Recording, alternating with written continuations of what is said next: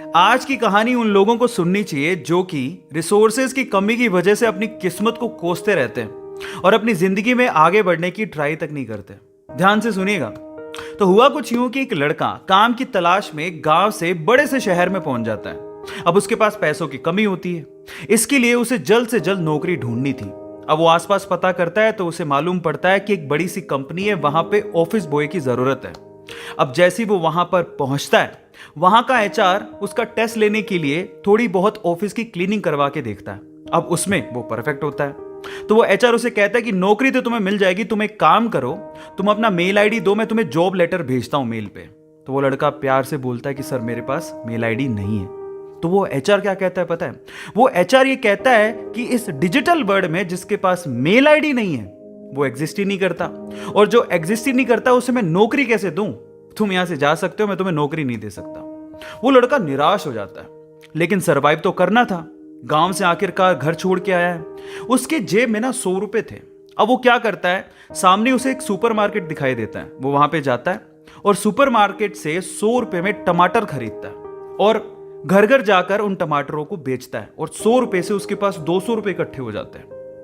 अब वो बैठ के सोचता है कि यहां पर शहर में जो लोग हैं ना, वो इतने व्यस्त हैं कि वो सुपरमार्केट जाके शायद टमाटर भी नहीं खरीद सकते या रोजमर्रा की चीजें नहीं खरीद सकते।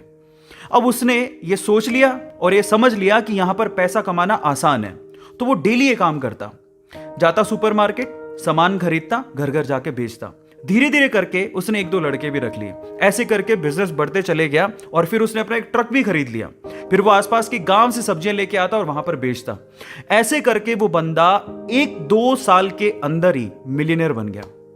अब एक बार क्या हुआ कि कोई पॉलिसी बेचने वाला, जो फैमिली पॉलिसी बेचता था, वो उसके घर आया और सारा पॉलिसी का फॉर्म भरवा के उससे कहता है कि सर आप अपना मेल आईडी दीजिए, मैं आपकी पॉलिसी को कंफर्म कराता हूं कंपनी से।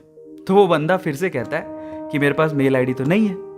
तो वो पॉलिसी वाला जो पॉलिसी बेचने आया था, वो इस बंदे को कहता है कि सर इस डिजिटल वर्ल्ड में अगर आपके पास मेल आईडी होता तो आप कहाँ के कहाँ होते, आपका बिजनेस कहाँ का कहाँ पहुंच जाएगा, सर मेल आईडी तो रखिए।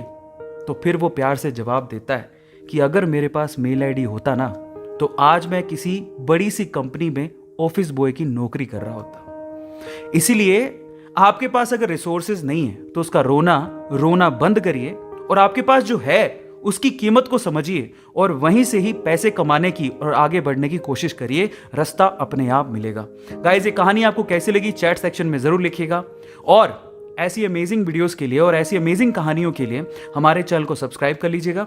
वीडियो जरूरतमंद लोगों को शेयर करिएगा और लाइक करना मत भूलिएगा। Thank you so much.